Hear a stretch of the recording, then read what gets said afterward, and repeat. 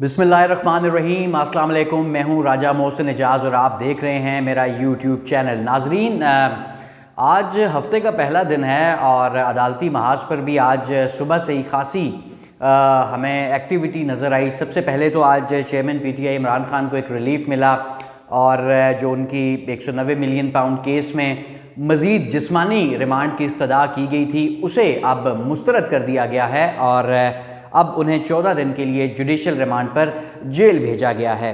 खैर, ऑलरेडी वो जेल में ही हैं, लेकिन वो जो एक प्रोसीजर है उसे मुकम्मल किया जा रहा है और जुडिशल होने के बाद अब इमरान खान के पास ये ऑप्शन आ गया है कि वो इस केस में भी अपनी ज़मानत की दरख्वास्त दायर कर सकते हैं और अदालत से इस केस में ज़मानत हासिल कर सकते हैं। और ये एक इम्पॉर्टेंट रिलीफ है, अहम रिलीफ है जो आज नैब अदालत के जज मोहम्मद बशीर की तरफ से आज सुबह चेयरमैन पीटीआई इमरान खान को मिला है। और इससे पहले इस 190 मिलियन पाउंड केस को बहुत बढ़ा चढ़ा कर भी पेश किया गया था। ताहम जब अल मशरिक बैंक का जवाब आया सुप्रीम कोर्ट ऑफ पाकिस्तान में और सुप्रीम कोर्ट में जब इस केस की बहरिया टाउन केस में ये केस, क्योंकि ये इंटरलिंक्ड हैं, क्योंकि जो जुर्माना अदा किया जा रहा है 460 अरब रुपए मलिक रियाज चेयरमैन बहरिया टाउन की तरफ से सुप्रीम कोर्ट में, तो ये उससे लिंक था और वहाँ पर भी जो समाअत हुई, जो जवाब सामने आया था मशरिक बैंक और जो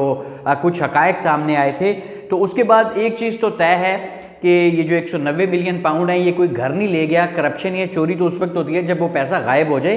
190 मिलियन पाउंड सुप्रीम कोर्ट के अकाउंट में चला गया और इस हवाले से लतीफ़ खोसा एडवोकेट ने आज इंतहाई अहम बातें की हैं। उन बातों पर जाने से पहले मैं आपसे कुछ वो चीज़ें शेयर करना चाह रहा हूँ जो आज सामने आई हैं इमरान खान के हवाले से। जो जेल में उनसे मुलाकात करने वाले वकला हैं, जिनमें लतीफ़ खोसा समेत दीगर वकील हैं, उन्होंने जो बातें आज मीडिया से गुफ्तगू में की हैं, किस तरीके से तफ्तीश की जा रही है इमरान खान से, किस तरीके से पूछगछ होती है, तो इस हवाले से आज जेल के बाहर लतीफ़ खोसा एडवोकेट ने अपने ख़यालात का इजहार किया है।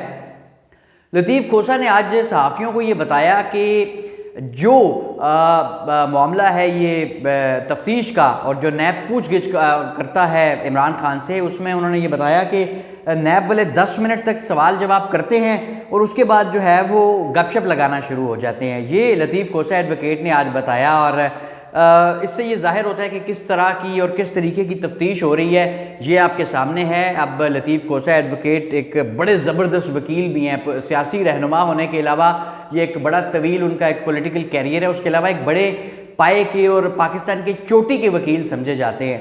अब वो बता रहे हैं कि सिर्फ 10 मिनट तफ्तीश होती है इमरान खान से, इमरान खान ने उनको बताया, और उसके अलावा जो है वो मज़ीद गपशप ही होती है। अब गपशप में मौसम पर भी गप होती होगी, शायद क्रिकेट पे भी होती हो, बाकी मामलात पर भी होती होगी, लेकिन तफ्तीश आप देख लें और केसेस किस तरह आगे बढ़ाए जा रहे हैं ये आपके सामने। इसके अलावा एक और चीज़ जो उन्होंने कही और इमरान खान के हवाले से, कि इमरान खान से जो उनकी मुलाकात हुई उसमें उसके हवाले से लतीफ़ खोसा ये बताते हैं कि इमरान खान ज़रा भी परेशान नहीं है। यानी ये जो कई दर्जन केसेस, कभी ऑडियो आ जाती है, कभी वीडियो आ जाती है, कभी किसी का बयान आ जाता है, और मोस्ट रिसेंट जो है वो ख़ावर मानिका की जो चीज़ें चल रही हैं वो आ जाती हैं, लेकिन लतीफ़ खोसा एडवोकेट का ये कहना है कि इमरान खान ज़रा बराबर भी परेशान नहीं हैं।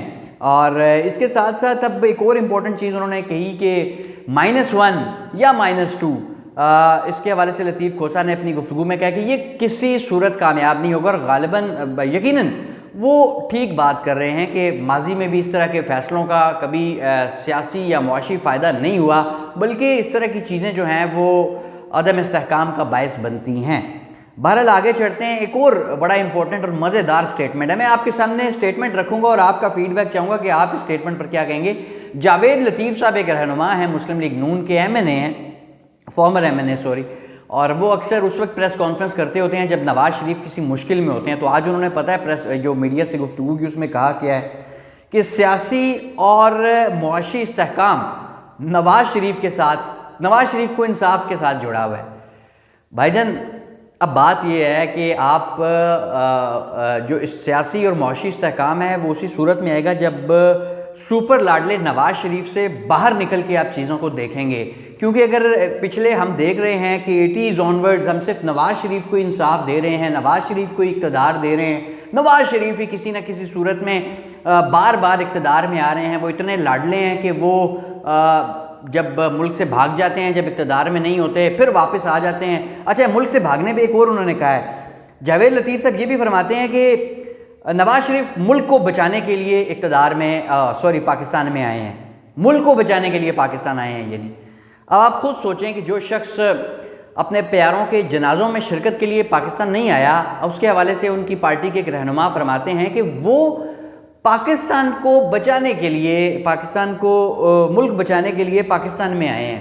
देखें, अब ये वो दौर नहीं है कि आप लोगों को बेवकूफ़ बना लें, ये सोशल मीडिया, डिजिटल मीडिया का दौर है, हर बच्चे को पता है। और इस वीडियो के नीचे कमेंट्स में भी बताएं जी नवाज़ शरीफ क्यों वापस आए हैं, क्या वो पाकिस्तान बचाने के लिए आए हैं या वो अपनी सियासत बचाने के लिए आए हैं, या जो उनकी इवन जो ये हाउस ऑफ शरीफ्स है इसके अंदर की जो इंटरनल पॉलिटिक्स है उसको, उसमें वो अपना हिस्सा रखने के लिए वापस आए हैं। क्योंकि शहबाज शरीफ ने जो गुज़िश्ता 16 माह में बहुत सारी चीज़ों को टेक ओवर कर लिया था, तो वो कोई इंटरनल चीज़ें भी हैं, फिर इक़्तिदार के लिए वापस आए हैं। मतलब आप इसको जो मर्ज़ी नाम लें, आप उनको बग़ैर इलेक्शन के वज़ीर आज़म बना दें, जैसे वो एक खबर भी आजकल चल रही है, लेकिन आप कम से कम ये बात तो ना कहें कि वो मुल्क बचाने के लिए वापस आए हैं। मतलब ये बात कहने पर मुझे ज़ाती तौर पर ये एतराज़ है कि आप मतलब बेवकूफ़ समझते हैं लोगों को, आप ये समझते हैं कि हम ये बातें करेंगे और लोग इस पर यकीन कर लेंगे, क्योंकि बच्चे को पता है कि वो अपनी ज़ात के लिए वापस आए हैं, अपने पैसों के लिए वापस आए हैं, अपने बच्चों के लिए वापस आए हैं, अपनी आने वाली नस्ल के लिए वापस आए हैं। मुल्क के लिए तो वो 5-6 दफ़ा मुख्तलिफ सूरतों में इक़्तिदार में रहे हैं, पंजाब वफाक में। मुल्क के लिए तो देखें ना, 6-7 बारियाँ काफ़ी होती हैं। बहरहाल इसके साथ साथ अब अलकादर ट्रस्ट केस के हवाले से भी हम बात करेंगे, लेकिन उससे पहले मैं एक और जो लतीफ़ खोसा साहब ने जो बातें की हैं उसकी कुछ मज़ीद डिटेल्स भी हैं, वो भी आपके साथ ज़रा शेयर कर लूँ। उसमें वो लतीफ़ खोसा साहब ये भी फरमाते हैं, अलकादर ट्रस्ट केस के ऊपर पहले बात करते हैं कि वो केस अब ख़त्म हो गया है, और ये उनका कहना है कि चेयरमैन पीटीआई और बुशरा बीबी के अकाउंट में एक धेला नहीं आया, उनका इस केस से लेना देना ही नहीं है, और इद्दत के दौरान निकाह वाले केस में भी कुछ नहीं, सिर्फ मीडिया ट्रायल के लिए ये मुहिम चलाई जा रही है। और ऐसी एक शिकायत को उनका कहना है कि मजिस्ट्रेट पहले ही मुस्तरद कर चुकी हैं। और इसके साथ साथ ये भी कहा गया है कि ये सिर्फ जो है वो इलेक्शन मौखर करने के लिए चीज़ें की जा रही हैं। नैब को उन्होंने पॉलिटिकल इंजीनियरिंग का इदारा करार दिया है, और इसके साथ साथ उन्होंने ये कहा है कि बादशाह सलामत का उन्होंने खुसूसी जिक्र, बादशाह सलामत से मुराद शाही ख़ानदान के नवाज़ शरीफ का वो जिक्र करते हुए ये कहते हैं कि बादशाह सलामत को इस केस में भी क्लीन चिट मिल जाएगी। देखें, अब लतीफ़ खोसा साहब जैसा सीनियर पॉलिटिशियन, सीजन्ड वकील अगर ये बात कह रहे हैं तो ज़ाहिर है वो कुछ देख सुन रहे होंगे।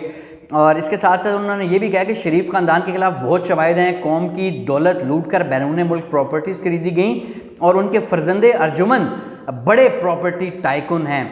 और इसके साथ साथ उन्होंने कहा कि अभी तक चेयरमैन पीटीआई को, क्योंकि कल 28 नवंबर है, चेयरमैन पीटीआई के प्रोटेक्शन ऑर्डर्स जज ने निकाले थे, और उनका कहना है कि अभी तक उनको अदालत में पेश करने के कोई भी आसार नहीं हैं, और ज़्यादातर इम्कान यही है कि हम 190 मिलियन के हवाले से उन्होंने कहा कि हम इसके ऊपर भी अब बेल दायर करने के लिए, यानी ज़मानत दायर करने के लिए जा रहे हैं। और ये तफ्तीश जो है उसे भी उन्होंने ढोंग कहा है, और कहा है कि एक ढोंग था जो भी मतलब मुल्क के हवाले से वो कहना है कि अगर -1 -2 का फार्मूला होगा तो मुल्क आगे नहीं बढ़ेगा।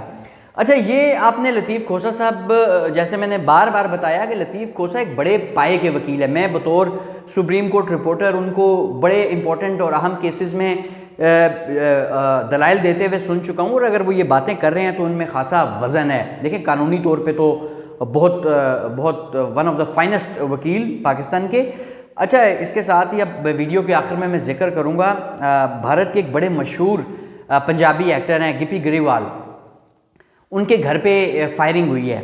और इससे पहले एक बड़े मशहूर सिंगर थे सिद्धू मूसेवाला, उनको भी फायरिंग करके कत्ल किया गया था। फिर अब आप देखेंगे इसी की तरह एक इंडिया ने कनाडा में एक अटेम्प्ट किया कि कामयाब हुए वो एक सिख रहनुमा को कत्ल करने में। इसके साथ साथ उन्होंने अमेरिका में भी रिसेंटली एक ऐसी अटेम्प्ट की जिसे तर्जुमान वाइट हाउस ने भी जिसकी तस्दीक की है। अब सलमान खान को धमकियां, और सलमान खान से पहले ये गिप्पी ग्रेवाल पाकिस्तान भी आ चुके हैं। मेरे बड़े पर्सनली बड़े मुझे पसंद हैं उनके जो पंजाबी बड़ी ज़बरदस्त कॉमेडी की एक्टिंग करते हैं और बड़ी ज़बरदस्त मूवीज़ भी उन्होंने दी हैं। लेकिन भारत में आप देख लेंगे कि किस तरीके से सिखों को निशाना बनाया जा रहा है। और पहले भी वो कहा गया कि जी लॉरेंस बिश्नोई गैंग ने उन्हें निशाना बनाया। भाई गैंग ने निशाना बनाया है तो आप दावा करते हैं कि हम बहुत बड़ा मुल्क हैं, तो देना क्यों नहीं प्रोटेक्शन दे रहे अपने इतने बड़े बड़े सुपरस्टार्स को। पहले सिद्धू को कत्ल किया गया, कनाडा में जाके आप कत्ल कर रहे हैं, यहाँ पे जो अपने मुल्क में आप कत्ल करते हैं आप कहते हैं फलाने गैंग ने मार दिया। देखिए ये जो सिखों के साथ जिस तरीके से सलूक किया जा रहा है ये इंतहाई अफसोसनाक है। और भारत का जो असल चेहरा है वो दुनिया के सामने आ रहा है। कभी उनके पाकिस्तान से वो जासूस पकड़े जाते हैं, हाजिर सर्विस नेवल कमांडर्स, कभी उनके कुछ लोगों को कतर में सजाएं हो जाती हैं। और भारत ने ना हर जगह पे एक अलग ही ढोंग रचाया हुआ है। पाकिस्तान में कार्रवाइयाँ वो इस तरीके से जब उनके पकड़े जाते हैं तो अजीब उन्होंने आगे से ड्रामा क्रिएट कर देते हैं। कनाडा में करते हैं तो उल्टा चोर कोतवाल को डांटे वाली बात। कनाडा तो इसलिए आपसे प्रोटेस्ट कर रहा है और इसलिए एहतजाज कर कि आपने उनके मुल्क में उनका एक शहरी मार दिया। और अमेरिका में भी ये होता है, कतर में आप पकड़े जाते हैं, अपने मुल्क में जब आप कार्रवाई करते हैं तो आप उसको गैंग वॉर का नाम दे देते हैं। भाई ये सिंगर्स हैं, ये एक्टर्स हैं, ये लोगों को इंटरटेन करते हैं। और आप क्योंकि सिख कम्युनिटी से हैं, सिख हैं, तो आप जब ये टारगेट होते हैं करते आप ही टारगेट है, लेकिन आप नया नाम दे देते हैं। भाई वो लॉरेंस बिश्नोई है, जेल में बैठा बंदा बाहर कत्लो गारत करवा रहा है, दावा आप क्या कि हम बहुत बड़ी ताकत हैं और बेवकूफ़ आप दुनिया को समझते हैं। तो ये इंतहाई काबिल मजम्मत है जिस तरीके से ये भी हो रहा है, क्योंकि ये एक बड़ा सीरियस इशू है। भारत अपने मुल्क में, अपने पड़ोस में और दूर 7 समुंदर पार तक ये कार्रवाइयाँ कर रहा है और इसकी जितनी मजम्मत की जाए ये काम है। इस इशू पर मजीद तफसीलात जब आती हैं गिप्पी ग्रेवाल के घर पर फायरिंग की तो वो भी आपसे डिस्कस करेंगे। आज की वीडियो से इतना ही, इजाज़त दीजिए, कल आपसे दोबारा मुलाकात होगी। अपना बहुत सा ख्याल रखिएगा। अल्लाह हाफ़िज़।